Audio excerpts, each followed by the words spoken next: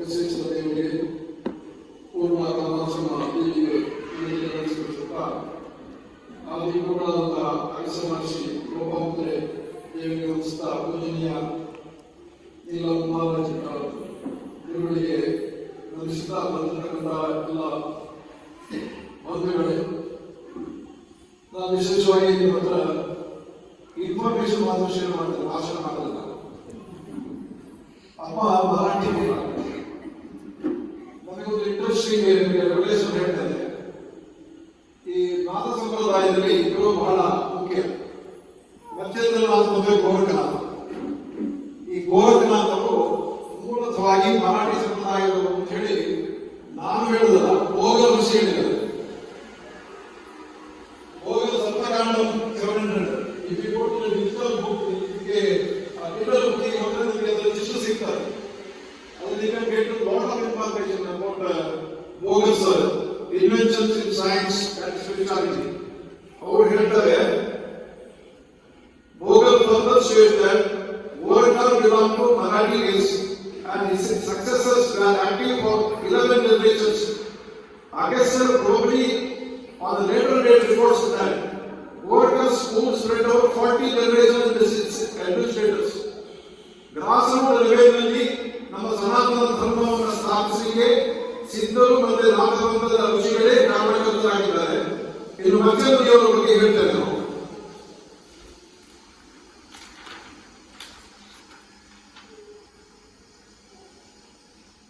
ಮಚ್ಚೇಂದ್ರನಾಥವರ ಬಗ್ಗೆ ಅಗಸ್ತ್ಯ ಋಷಿಗಳು ತಮ್ಮ ಬೆರೂರು ಕಾವ್ಯದಲ್ಲಿ ಹೇಳ್ತಾರೆ.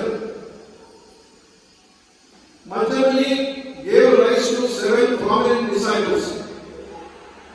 Agastya on later date reports state that Machiavelli's school spread over 26 generations under 12 administrators and 32 disciples. ಅವರು ಮರಣವನ್ನೇ ಗೆದ್ದಿರು. ಮಚ್ಚಮುನಿ ಆಗಲಿ ಗೋರಖನಾಥ ಆಗಲಿ ಹಲವಾರು ಕಾಲ ಜನರಿಗೆ ಕಾಣುವ ಹಾಗೆ ಬದುಕ್ತಾ ಇದ್ರು. ಈಗ ನಮ್ಮ ಮನಸ್ಸು ಕೆಟ್ಟೋಗಿದೆ. ಅದಕ್ಕೆ ನಾವು ಇಲ್ಲ ಅಂತ ನಾವು ಇದ್ದಾರೆ, ಆದ್ರೆ ನಮ್ಮ ಕಣ್ಣಿಗೆ ಕಾಣಿಸ್ಕೊಳ್ಳೋದಿಲ್ಲ. ಬಹಳ ಮೆಡಿಟೇಷನ್ ಬೇರೆ ಇದೆ. ಅಗಸ್ತ್ಯ ಋಷಿಗಳು ತೆಲುಗು ಕಾವ್ಯವನ್ನು ಓದಿದ್ರೆ ನಿಮಗೆ ಒಂದು ವಿಷಯ ಗೊತ್ತಾಗ್ತದೆ. ನಾಥ ಬಂಧದ ಋಷಿಗಳು ಸಿದ್ಧರು ಒಟ್ಟೊಟ್ಟಿಗೆ ಕೆಲಸ ಮಾಡಿದ್ದಾರೆ. ಈ 18 ಜನ ಸಿದ್ಧರುಗಳಲ್ಲಿ ನಾಥ ಬಂಧದ ಗುರುಗಳಾದಂತಹ ಗೋರಖನಾಥ ಮತ್ತೆ ಮಚ್ಚೇಂದ್ರನಾಥ ಮತ್ತೆ ಕಲಿನಾಥರು ಸೇರಿಕೊಂಡಿದ್ದಾರೆ. ನನಗೆ 3 ದಿವಸದಿಂದ ನಾನು ಈಗ ರಿಸರ್ಚ್ ಪ್ರಾರಂಭ ಮಾಡಿದರೆ ಇನ್ನೊಂದು ವಿಷಯ, ತಾವೋಯಿಸಂ ಮತ್ತೆ ಕನ್ಫ್ಯೂಷನಿಸಂ, ಬುದ್ಧಿಸಂ ಮತ್ತೆ ನಾಥಪಂಥ ಮತ್ತೆ ಸಿದ್ಧರ ಪರಂಪರೆ, ಇದು ಒಂದಕ್ಕೊಂದು ಹಾಸುವಾಗಿದೆ. ಗೋರಖನಾಥ ಶಿಷ್ಯರೇ ನಾಗಾರ್ಜುನ ಆಗಿದ್ದಾರೆ. ನಾಗಾರ್ಜುನೇ ಮಹಾಯಾನ ಬೌದ್ಧ ಮಂತ್ರ ಕಲ್ತರು.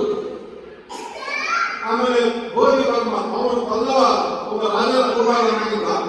ಅವನು ಸಿದ್ಧಗಂಗೆಗಳನ್ನ ಕಲಿತು ಮತ್ತೆ ಬುದ್ಧ ಸಂಪ್ರದಾಯಕ್ಕೆ ಹೋಗ್ತಾರೆ. ಜೆನ್ ಒಂದು ಪಂಥವನ್ನು ಸ್ಥಾಪನೆ ಮಾಡ್ತಾರೆ. ಕಾಲಂಗಿನಾಥರನ್ನ ಎಲ್ಲಿದ್ದಾರೆ ಅವರೇ ಕನ್ಫ್ಯೂಷಸ್ ಆಗಿದ್ದಾರೆ. ನಾನು ಎಲ್ಲರಿಗೂ ಒಂದು ಪ್ರಶ್ನೆ ಮಾಡ್ತೇನೆ, ನಾವು ಎಲ್ಲರೂ ಕೇಂದ್ರ ಸರ್ಕಾರಕ್ಕೆ ಒಂದು ಪತ್ರವನ್ನು ಬರೀಬೇಕು. ಏನ್ ಪತ್ರ ಬರೀಬೇಕಂದ್ರೆ, ಈ ಪ್ರಾಚೀನ ಸಾಹಿತ್ಯಗಳು ಇರುವುದೆಲ್ಲ ಈ ಪರಂಪರೆಗೆ ಸಂಬಂಧಪಟ್ಟಿದ್ದು ತಮಿಳಿನಲ್ಲಿದೆ. ನಾನು ಕೆಲಸವನ್ನು ಮಾಡ್ತಾ ಇದ್ದೇನೆ, ನೀವು ನನಗೆ ಸಹಕಾರಿಯಾದ್ರೆ ಬಹಳ ಒಳ್ಳೆಯದಾಗಿದೆ. ಈ ತಮಿಳಿನಲ್ಲಿ ಇರುವಂತಹ ಲಿಟರೇಚರ್ ಪ್ರಾಚೀನ ತಮಿಳಿನಲ್ಲಿದೆ. ಸ್ವಲ್ಪ ಇಂಗ್ಲಿಷ್ಗೆ ಅಥವಾ ಬೇರೆ ಭಾಷೆಗೆ ಟ್ರಾನ್ಸ್ಲೇಟ್ ಮಾಡೋದು ಕಷ್ಟ ಇದೆ. ಮಾಡಬಹುದು, ಅದು ಯಾಕೋ ಡೆವಲಪ್ ಆಗ್ತಾ ಇದೆ. ಅದು ನಮಗೆ ಲಭ್ಯ. ಆದರೆ ನಮ್ಮ ಪ್ರಾಚೀನ ಋಷಿಗಳು ಯಾವ ರೀತಿಯ ಚಿಂತನೆಯಲ್ಲಿ ತೊಡಗಿದ್ರು, ಅವರು ಯಾಕೆ ಜ್ಞಾನಾಸಕ್ತರಾಗಿದ್ರು, ಪರ್ಪಸ್ ಹೊಂದಿ ಕ್ರಿಯೇಟರ್ ಮತ್ತೆ ಕ್ರಿಯೇಷನ್ ಬಗ್ಗೆ ತಿಳ್ಕೊಳ್ಳೋದು, ಅಂತಿಮ ಸತ್ಯವನ್ನು ತಿಳ್ಕೊಳ್ಳೋದು. ನೀವು ಬಹುಶಃ ಧ್ಯಾನದಲ್ಲಿ ಮಾಡೋದಷ್ಟೇ. ನಮ್ಮ ವೈಯಕ್ತಿಕ ಬದುಕು ಒಳ್ಳೆದಾಗಬೇಕು ಅಂತ ಹೇಳುವಂತಹ ಒಂದು ಹಂಬಲ ನಮಗೆ ಎಲ್ಲರಿಗೂ ಇರ್ತದೆ. ಅದರ ಒಟ್ಟಿಗೆ ಒಬ್ಬ ಸ್ಪಿರಿಚುವಲ್ ಆಸ್ಪಿರೆಂಟಿನ ಗೋಲ್ ಇರುವುದಷ್ಟೇ. ವಾಟ್ ಇಸ್ ಅಲ್ಟಿಮೇಟ್, ಅಂತಿಮ ಸತ್ಯ ಯಾವುದು ಅಂತ ಹೇಳಿ. ಇದಕ್ಕೆ ಈ ನಾನು ಹೇಳಿದಂತಹ ಎಲ್ಲ ಪಂಥಗಳು ಬಹಳ ಧಾರಾಳವಾಗಿ ವಿಚಾರ ಸ್ವಾತಂತ್ರ್ಯವನ್ನು ನನಗೆ ಕೊಟ್ಟಿದೆ. ವಿಚಾರ ಸ್ವಾತಂತ್ರ್ಯವನ್ನು ಕೊಟ್ಟಿರ್ತಕ್ಕಂತಹ ಈ ಒಂದು ಏನು ಬೇರೆ ಬೇರೆ ಧರ್ಮದ ಪಂಥಗಳಿದೆ, ಅದನ್ನ ನಾವು ಇಡೀ ಜಗತ್ತಿನಲ್ಲಿ ಮತ್ತೆ ರೀಚ್ ಮಾಡಬೇಕು.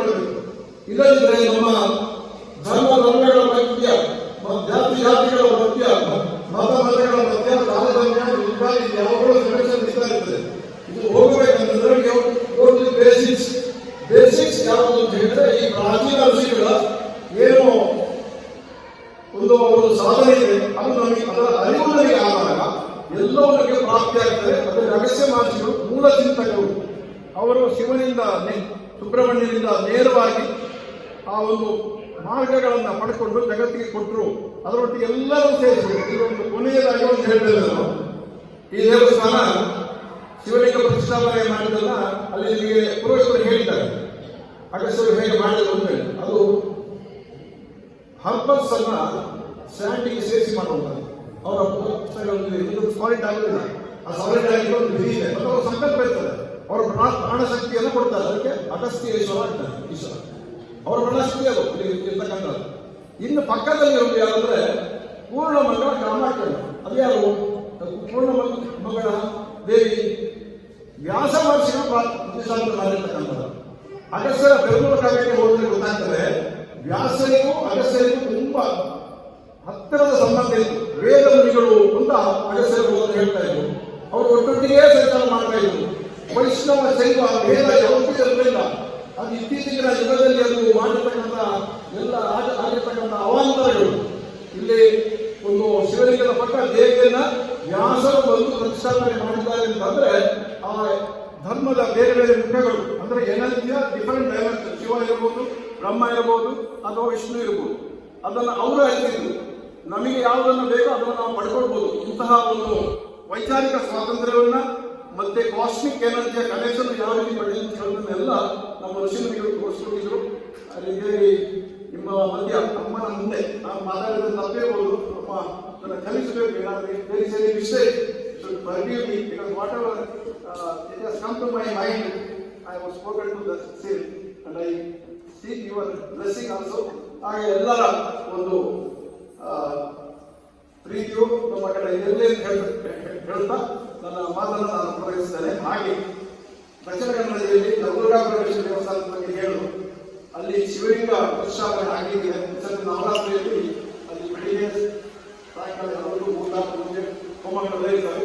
ಹಾಗೆ ಶಿವಲಿಂಗ ಬಚ್ಚೇಂದ್ರ ಮನೆಗಳು ಪೂಜೆ ಮಾಡಿದಂತಹ ಶಿವಲಿಂಗ ವಿಶ್ವಾಮಿತ್ರರು, ಬಚ್ಚೇಂದ್ರರು, ಗೋರಗಾರರು, ಅಗಸ್ತ್ಯರು ಎಲ್ಲ ಪೂಜೆ ಮಾಡಿದಂತಹ ಶಿವಲಿಂಗ ದೇವರು ಈ ಕಾಲಘಟ್ಟದಲ್ಲಿ ಇದನ್ನ ನಂದಿಯ ಮೇಲೆ ತರಬೇಕು. ನಂದಿ ದೇವರ ಅಪ್ಪಣೆ ಅಂತ ಬಂದಿದೆ.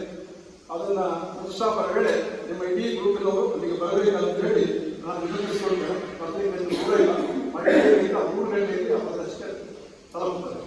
ನಮಸ್ಕಾರ.